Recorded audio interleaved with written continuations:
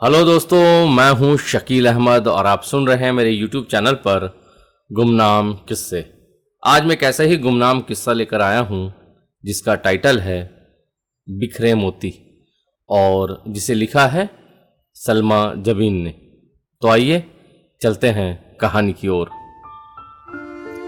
Lockdown ने तो सबकी कमर तोड़कर रख दी है, खासकर उन मजदूरों की जो एक शहर से दूसरे शहरों में रोजी रोटी की तलाश में आकर बस गए हैं। कोरोना वायरस ने जिंदगी का सारा निज़ाम दरहम बरहम कर दिया है और लोग घरों में बेकार बैठ गए हैं। कल से ट्रेन खुलने की खबर है। सारे मजदूर जो 4 महीनों से बेरोजगारी और भूखमरी से परेशान हैं, ये खबर सुनते ही उनके चेहरों पर खुशी की लहर दौड़ गई और वो एक दिन पहले से ही अपने वतन जाने की तैयारी में अपना अपना सामान बांधने में मसरूफ हो गए। कुछ तो शाम का अंधेरा फैलते ही स्टेशन की तरफ भागने लगे और आहिस्ता आहिस्ता सारी बस्तियां खाली होने लगी। पीठ पर रस्सियों से बंधे हुए भारी बस्ते, सर पर धोतियों की पगड़ी, उस पर बड़ा सा गठरा, एक बच्चा गोद में, दूसरा माँ की गोद में, हाथ में लालटेन, ज़रूरियात ज़िंदगी की कुछ आधी अधूरी चीज़ें समेटे अलग अलग रास्तों से गुजरते हुए स्टेशन की तरफ जा रहे हैं। उन्हीं लोगों में चंदा और उसका शौहर सुखी भी है। ये दोनों 15-20 सालों से फुटपाथ पर खुद की बनाई हुई झुग्गियों की एक कुटिया में रहते थे। बरसों से ऐसी झुग्गियां गैर आबाद इलाकों में बसी हुई थी, जहां उनकी ज़िंदगी की सारी ज़रूरियात की चीज़ें मुहैया थीं। चंदा और सुखी भी अपनी उस कुटिया में दोनों बच्चों के साथ खुश थे। बड़ा बच्चा 4 साल का और छोटा 1.5 साल का था। सुबह से ही दोनों मजदूरी में निकल जाते और शाम का धुंधलका जब छाने लगता तो अपनी कुटिया में लौट आते। सुखी अपने दोनों बच्चों को लेकर कुटिया के अंदर बैठ जाता और चंदा अपनी कुटिया के सामने कुछ दाल चावल सब्जी बनाने में मसरूफ हो जाती। खाना बनाते वक्त ईंधन से ही उनकी कुटिया भी गर्म हो जाती और इस तरह उनकी जिंदगी का निज़ाम चलता रहता। मगर लॉकडाउन ने सारे कामकाज रोक दिए, कारोबार ठप हो गए, मजदूरी बंद हो गई और लोग भूख से मरने लगे।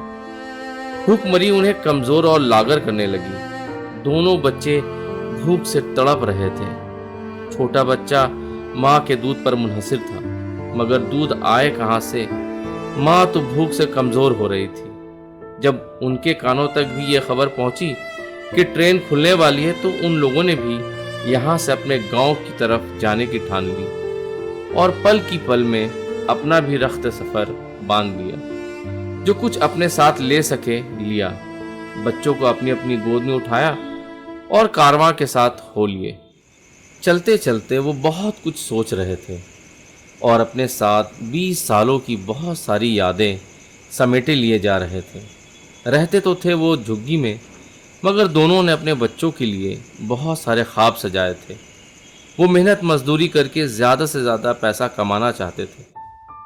सुखी सुबह सवेरे ही मजदूरी के लिए निकल जाता और चंदा बच्चों को लेकर बाजार में सब्जियां लगाकर बैठ जाती। जब शाम को दोनों घर लौटते तो तरह तरह की बातें करते और अपने बच्चों की अच्छी जिंदगी के खूबसूरत ख्वाब देखते।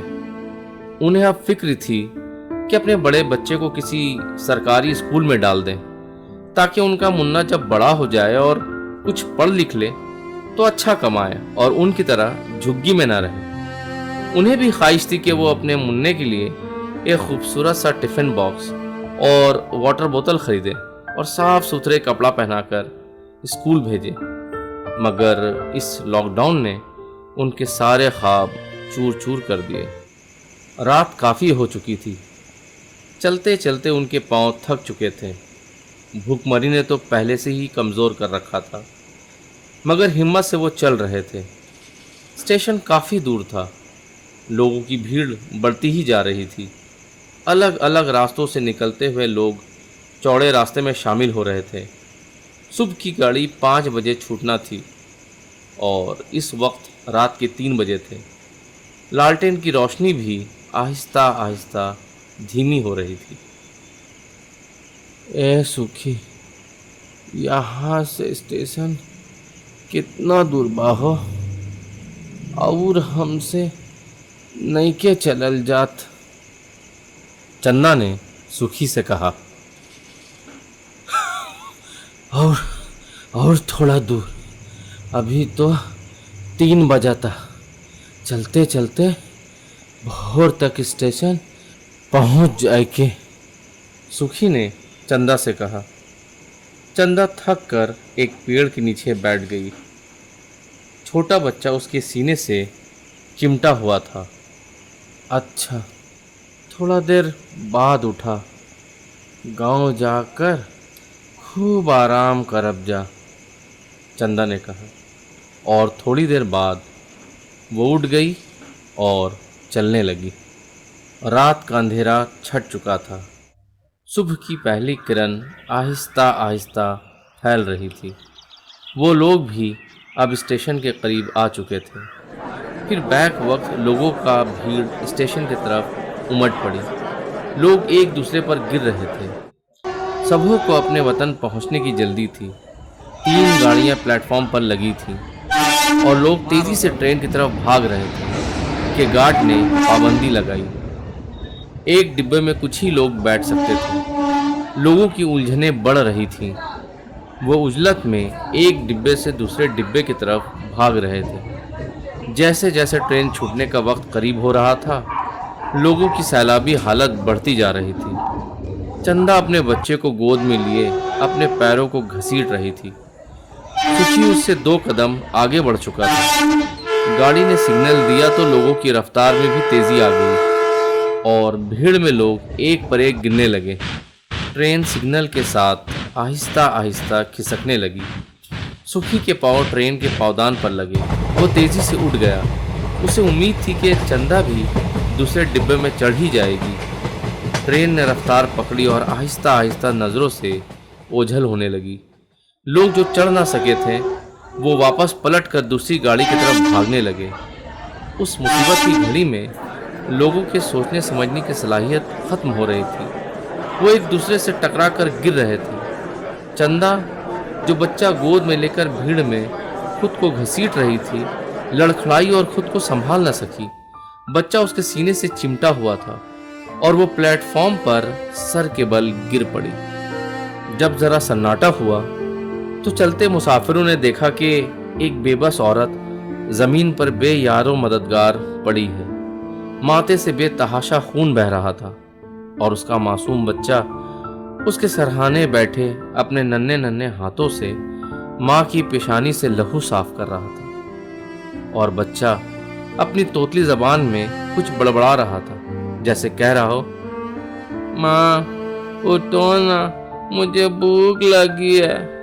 लेकिन चंदा अपनी आंखों से अपने मोतियों को बिखरते हुए देख रही थी और आहिस्ता आहिस्ता उसका जिस्म सर्द होता गया। तो दोस्तों, ये थी एक छोटी सी कहानी। उम्मीद करता हूँ ये कहानी आपको पसंद आई होगी। अगर आपको ये कहानी पसंद आई है तो मेरे चैनल को लाइक करें, कमेंट करें, शेयर करें। और हाँ दोस्तों, कहानी सुनने के लिए बहुत बहुत शुक्रिया।